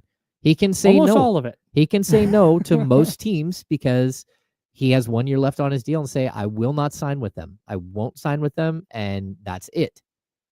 Yep. So Damian Barling's going to join us next. He just tweeted that Kings fans need to open their minds to the idea of De'Aaron Fox being traded. We'll ask him what that means. And then we'll hand you over to D'Lo and Casey, which is coming up at noon. That's James Ham. I'm Kyle Madsen. We're the Insiders, and we are sponsored by Jiffy Lube. This is ESPN 1320 at Sacramento Sports Today.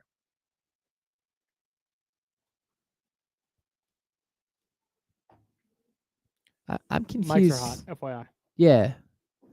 Oh, for him. Yeah. Someone just said Fox is nowhere near. Noah, Fox isn't close to All NBA. Fox was All NBA 2 years ago, and last year he was like 17th, 18th in voting out of 15 players.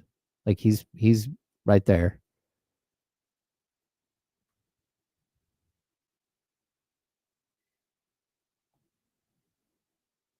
Hi, Dame.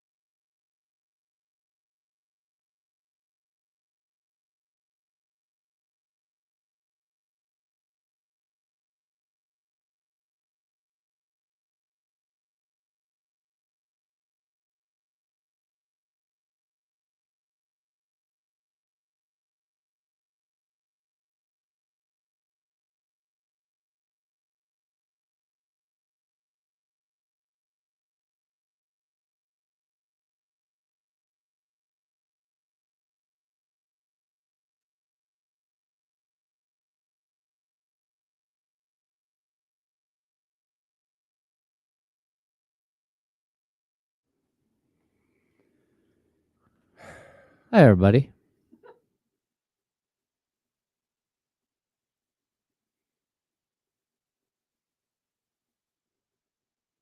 I really hate this shit.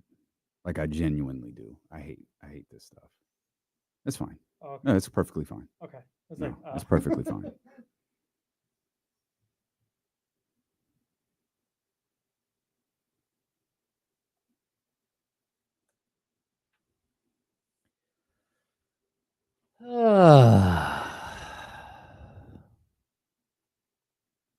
Hi.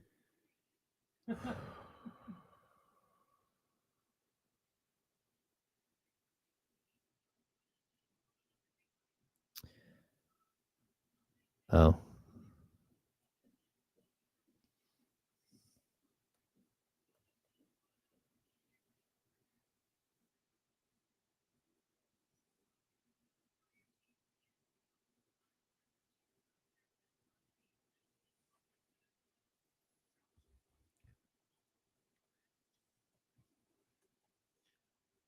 Still got 2 minutes.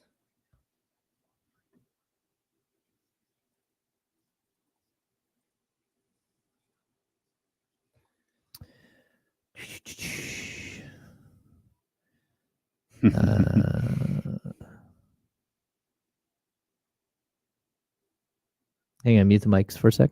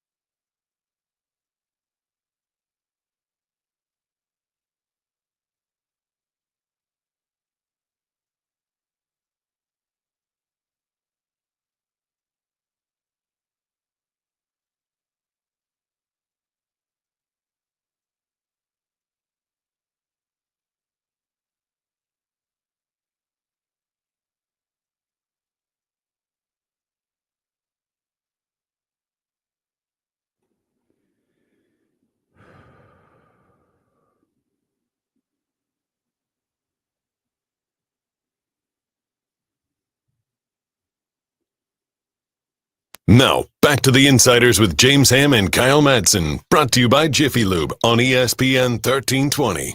James Ham, Kyle Madsen, Damian Barling in the building as well.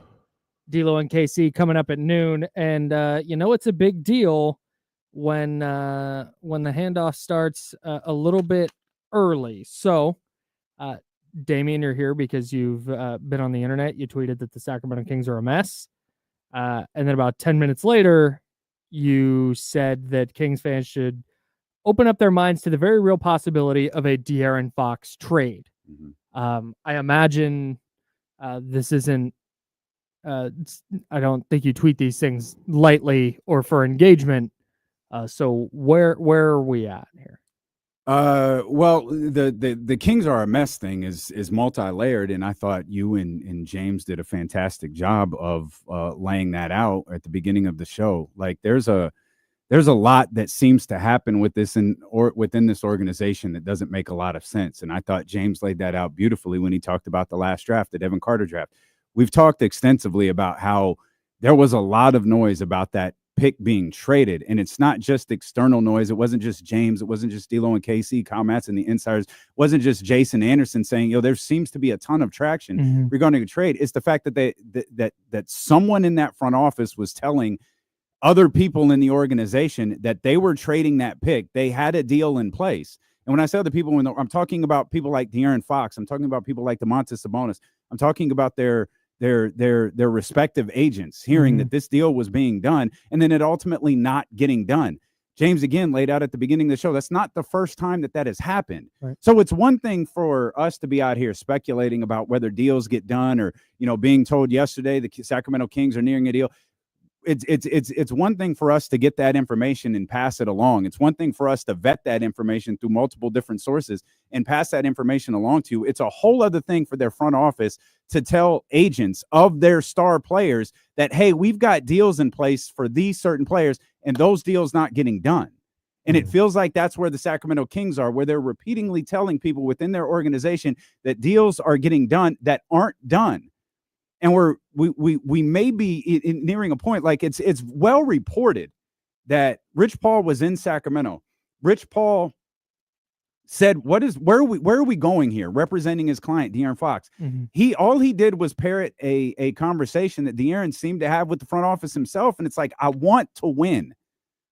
I want to win. That's what I want to do.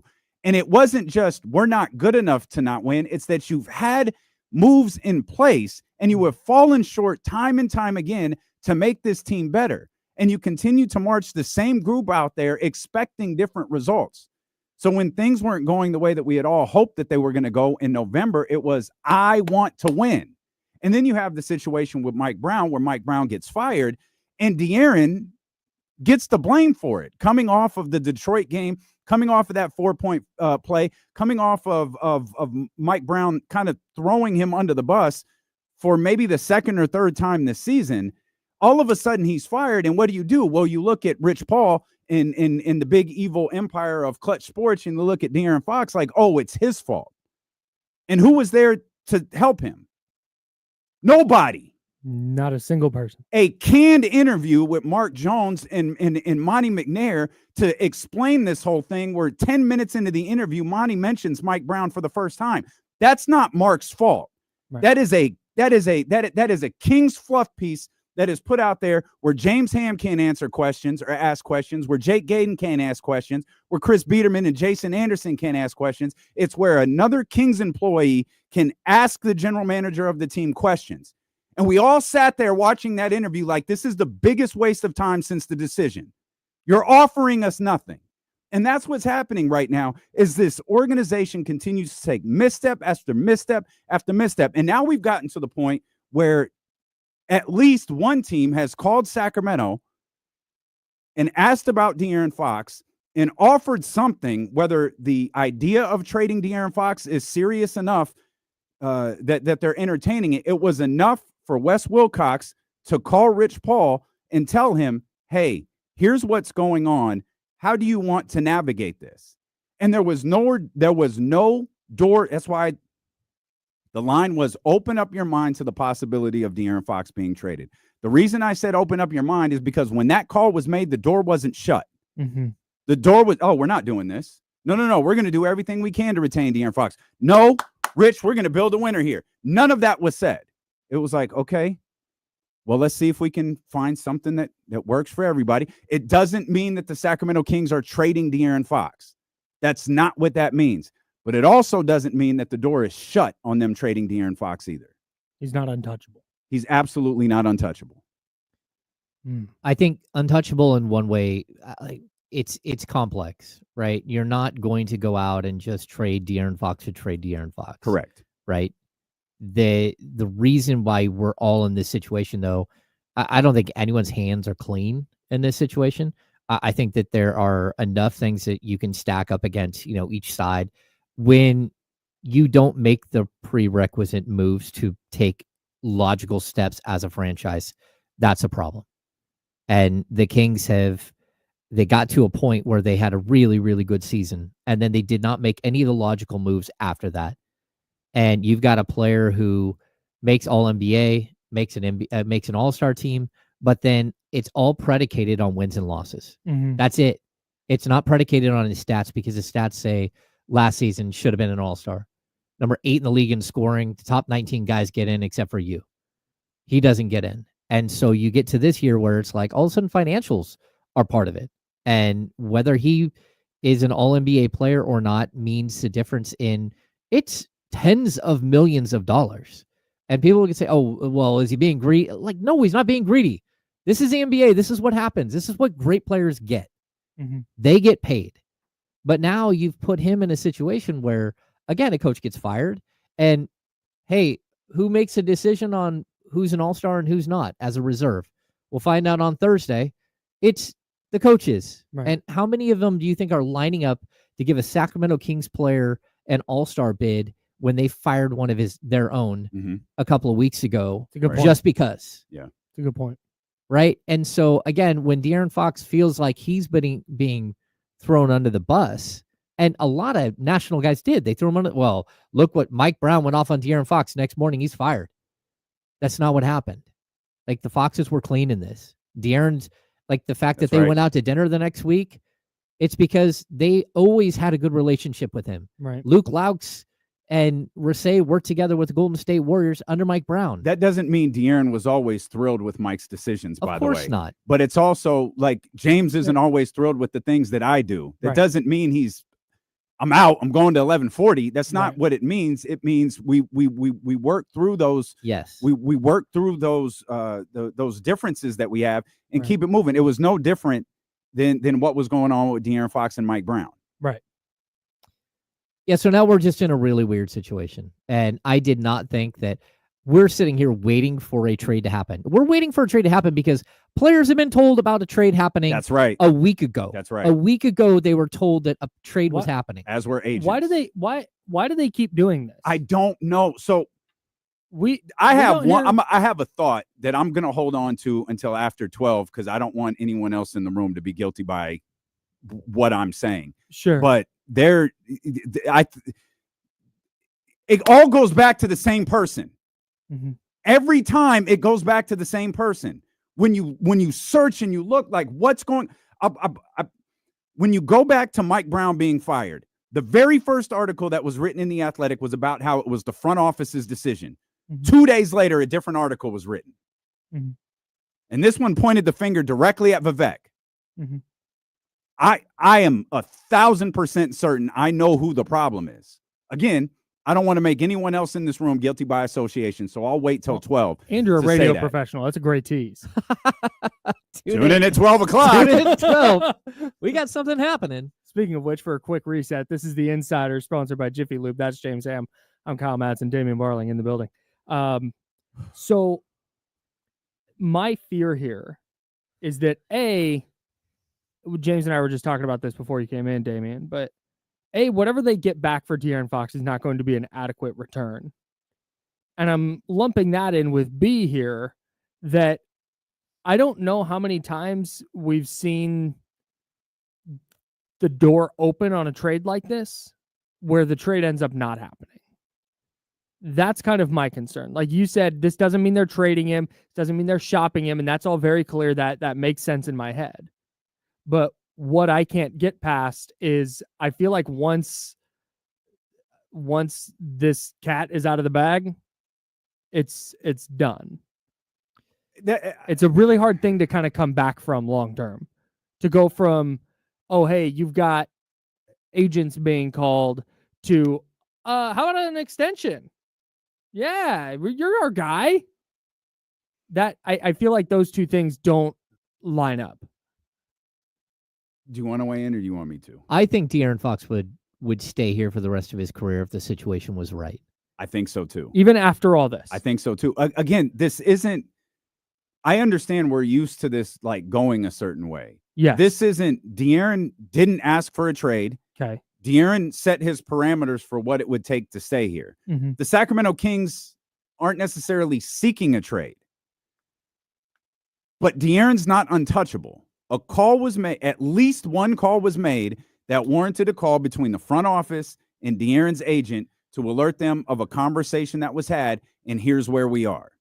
Again, the door wasn't shut, The door, and at the same time, De'Aaron wasn't ushered out. Right. It just means there is a possibility of this happening. I don't think the Sacramento Kings are looking to trade De'Aaron Fox just for the sake of trading De'Aaron Fox. I don't think they're looking to trade De'Aaron Fox because De'Aaron Fox is unhappy. I think if there is a situation that works for Sacramento and it works for De'Aaron Fox, I think they'll make that deal. This was the argument that I made weeks ago when Mike Brown was fired, was if there is a deal that makes sense, that De'Aaron likes and Sacramento likes, you take it. Sure. Because if Sacramento likes it, I don't think that it blows up your team. And I think you could still be really competitive this year. My bigger issue is I'm having a really, really difficult time trusting this front office. Sure. The Sacramento Kings have two guys in place to do what the job of one. Most teams have one general manager and a team that works with them. This team seems to have two. One of them is called an assistant, but there's no accounts that guy's actually the assistant general manager. We say Monty a lot when we probably should be saying Wes. And so I disagree with that. I think you can continue. If Doug Christie continues to be the guy, 11-4, I think in his 15 games as the Kings. Yeah, 11-4. 11-4. That's a hell of a clip to win at. But if he continues to win, you erase those first 30 games. You make Doug Christie your next head coach. You feel good about that. You feel good about where this team is. Hopefully they're in the playoffs somewhere, whether it's by playing or top six. Yeah, absolutely. Like there's the parameters to win. If you're winning, I feel like De'Aaron Fox could absolutely sign an extension. It's going to be for $125 million less than he had hoped for, because I don't think all NBA is going to be a thing for him. Probably not. But here's my question, and this is kind of what we've been digging into today. Winning, that's just making the playoffs. So if they do nothing at the deadline, they take this team, they finish as we'll just say as the 6th seed. Let's say they finish as the 6th seed. And they're a first round exit. That constitutes winning and doing what it takes to win. Because to me, with all this buzz around Cam Johnson and John Collins, for something to not get done, I hear you. I don't. That's where my personal door is open to. Okay, well, if you're not getting anything else done, and this is the move you're going to have to make eventually, anyways, that's that move being the De'Aaron trade. That's where it starts to make sense. If they don't think they can go do something substantial to help them win this year. Okay, but they have to do something substantial because De'Aaron said they have to do something substantial. Not substantial, but they have to do something to improve the wing depth. Like, it's just straight up. Like, it's not even like there is no hidden thing that De'Aaron Fox is asking for. There's not a player that he's asked for. There's not a specific, you have to get a player of this stature in order for me to stay. He wants players that will help the team win. That's it, straight up. He wants better players that will help the team win. They need wing depth. They have to go get a wing. That means you have to actively go shop and get a wing, and you can't wait it out for 2 months. And that's where we're at. We're at the waiting game stage that we're always at. And the waiting game stage typically leads to inactivity. And if this thing goes through the trade deadline and they're still inactive, I would expect after the season, as soon as the season ends, De'Aaron Fox asks for a trade. Wes and Monty's job to me is on the line over the next 9 days. Yes, without question. They have 9 days to save their job, in my opinion. Because to answer your question, if the scenario that you presented in James talking about the waiting game, and you wind up just getting through this trade deadline, and the Kings wind up scrapping and clawing to a 6th seed because De'Aaron, DeMar, and Domas are playing 40 minutes a night, and Keon is scoring 12 to 15 of the 17 to 19 points that are scored off the bench.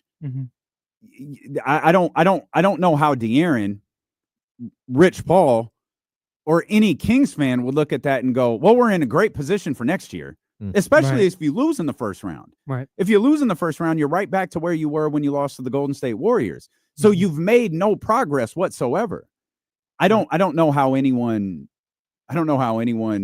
in the organization or who follows the organization feels good about that scenario, other than you dug yourself out of a 6 games under 500 deficit, but that would have been 4 months ago at the time, and that'd be old. You know, the way life, that's old news at this time. Right. Yeah. Yeah. There has to be some result greater than just making the playoffs. To me, like that just. Well, and you have to show that you're on a path. I think that's what Fox has been asking for the whole time. It's like, look, it's fine. Like I said earlier, like it's fine that you went out and got DeMar DeRozan, but let's be honest, DeMar doesn't really fit all that well. Number one. Number two, DeMar is 35 years old, and you opened a window, and now Fox is like, okay, if we're gonna win, if we're in win now mode, then it's with DeMar, and like, but we don't have enough still, so you have to go complement what you just did. And they continuously have not been able to do that, to add that other piece. And again, when you hear Domas at a basketball camp to say, yeah, well, we had a deal. We had 2 other deals and that fell through. That was so jarring. That was like did he mean to say that? Did he just, yeah. Like out loud? Oh. Like they're children present, Domas. Right. We're out of camp, man. Well, that's what, like, and it's supposed to be fun and light and about the camp and like, hey, what do you think about DeMar? Well, good. We're glad we got that done because glad we didn't screw that one up because we had 2 other deals that fell through. Oh. I'm like, wow. Yeah. But Just that's the over problem. promise, under delivering consistently. That's wild. Yeah, and you can't do that. Yeah. Like you absolutely can't do that. Yeah. So I don't know. I again, the seriousness of this, I don't know. Like we'll again, it was serious enough for the front office to call his agent. And does this have any bearing on any potential deals for John Collins or Cam Johnson or someone else? I don't think so, but I can see why it might. And just, can you clarify how substantial of a deal that is that the front office or Wes Wilcox is calling Rich Paul? Because it's not like they do that anytime somebody calls about De'Aaron Fox. Well, I think it's substantial because,